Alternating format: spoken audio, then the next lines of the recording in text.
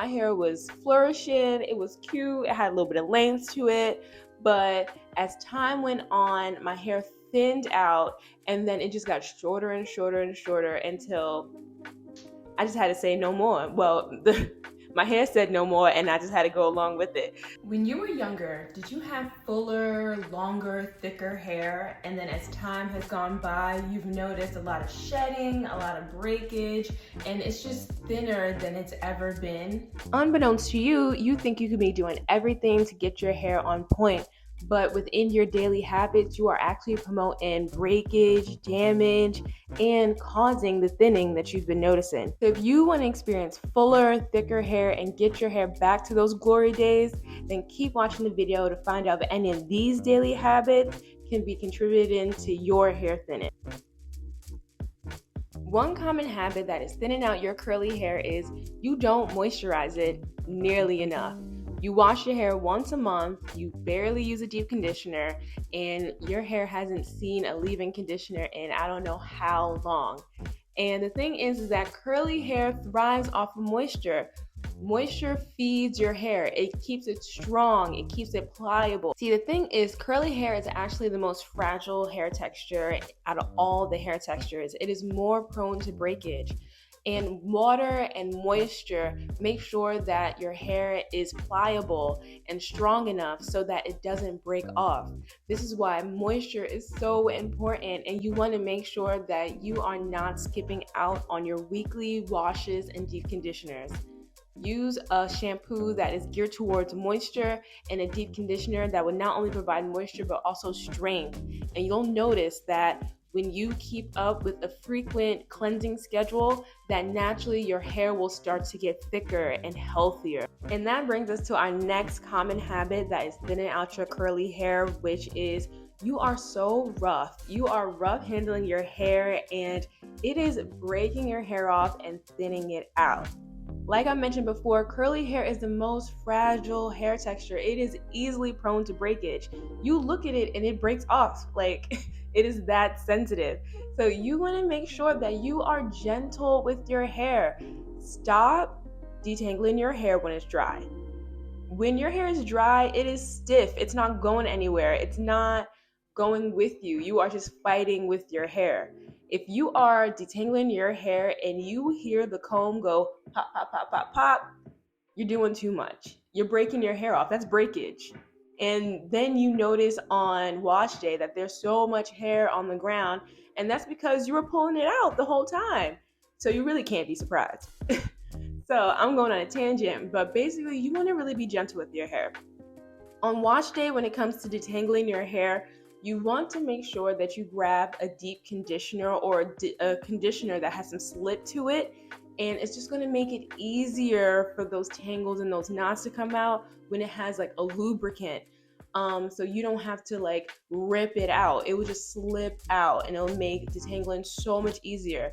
And then I always say to detangle your hair while you have a deep conditioner in it, so that you're doing that 2-for-1. You're deep conditioning, you're saturating your hair with the deep conditioner, and then you're also detangling. So that saves you time on wash day.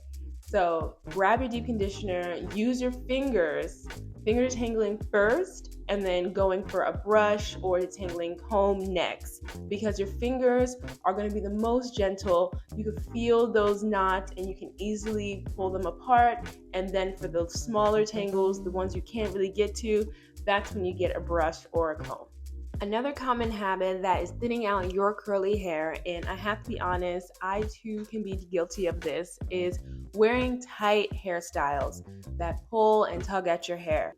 This includes your braids, your twists, your buns, your protective styles, anything that really tugs on your hair. And I know we want that sleek, like laid look, but at what cost? At what cost? Especially for my girlies they live in their protective style, they live in their braids and twists, what have you, always having your hair put away, braided away. The problem with that is that it causes a lot of tension on your hair, and usually on the same spot every time. And when you add extensions in, then you just add in weight to it.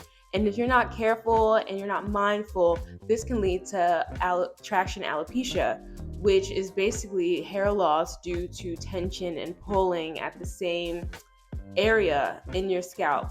And then after a while, if you just keep doing the same thing, the follicles just give up and the hair does not grow back.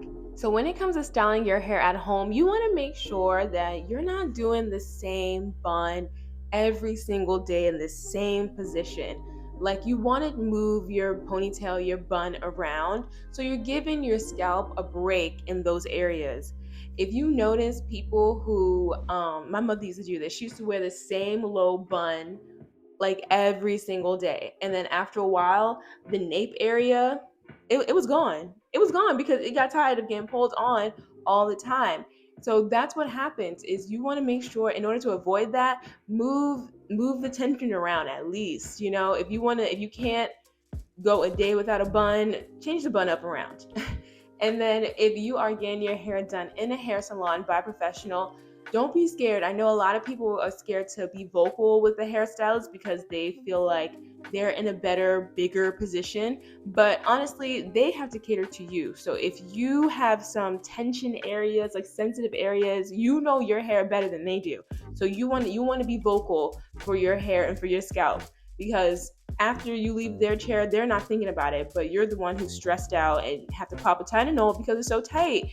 And then when it comes down to taking it out, you barely have any hair there. So you want to make sure to stop it while it's getting installed. Tell her a nice way to say it if you are scared, because I know some people are scared to speak up for themselves when they're in the salon. You just tell the stylist, hey, I've been noticing this fragile area around my hairline or where have you, and I just want us to be mindful to not put a lot of tension on those spots, or if you have to be a little more gentle when you're installing it, just be mindful about that area.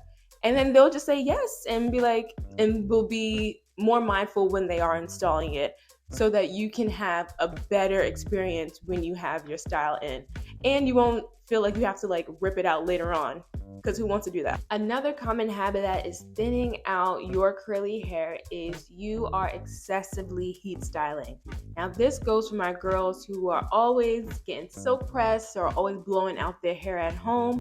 Fun fact, hair actually burns at 451 degrees, and a lot of our heat styling tools go up to 450. So that gives it a big chance, especially if you're using high heat, for your hair to get damaged.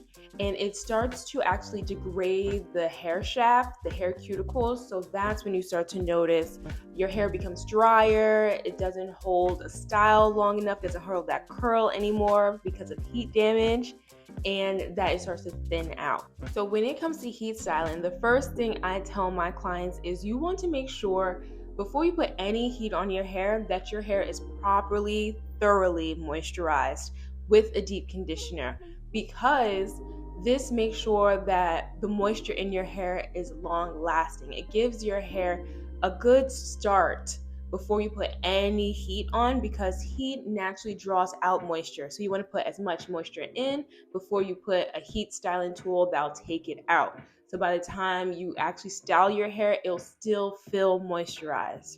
So go in with a moisturizing shampoo, a deep conditioner, and then of course, before putting any heat on your hair, you want to use a heat protectant.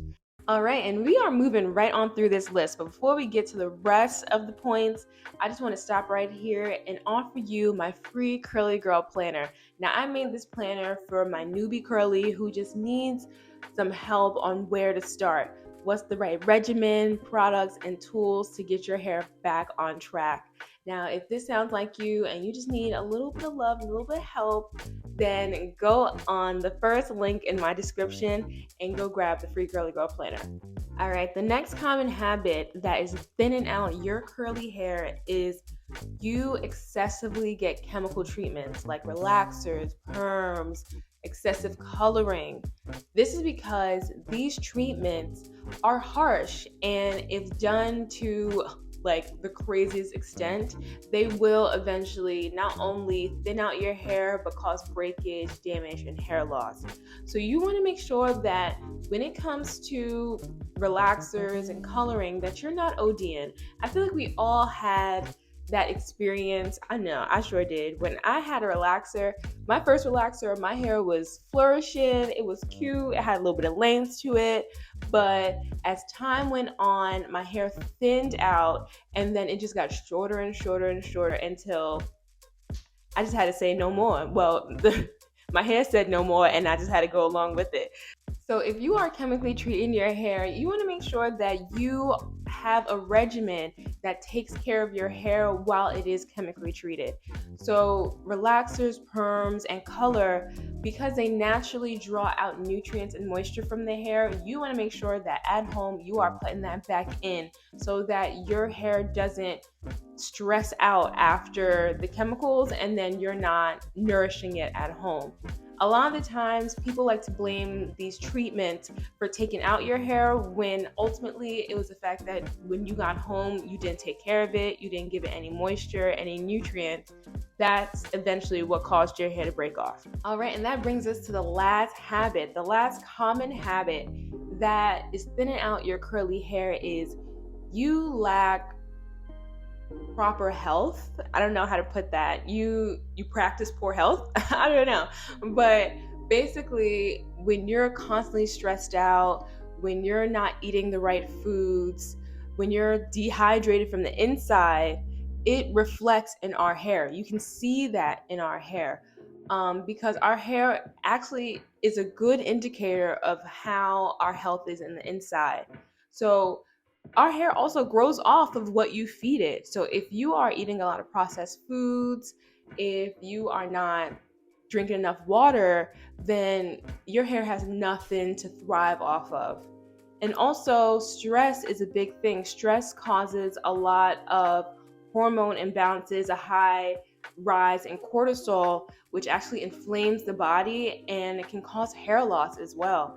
So you want to make sure that you're taking care of yourself. And I know that's easier said than done, but if you are looking to have healthy, thriving, growing, thicker hair, then you have to pay more attention to your health. All right, and there's the whole list. Are you guilty of any of these common habits? If so, write it down in the comment box below and tell people what you're struggling with. And hopefully, if not me, somebody else will tell you what's a good way to kick the habit so that we can get our hair back on track, because we're trying to go to waist length. We're trying to get the volume. We want to grow out our hair. We trying to get our hair back to those glory days when we were kids, because no longer do we want to say my hair was so long when we were a kid. That happened, but what's going on now? Not to be extra, but y'all know what I mean. Like, it's time. It's time. So be sure to like and subscribe. And thank you again, and I'll catch you on the next.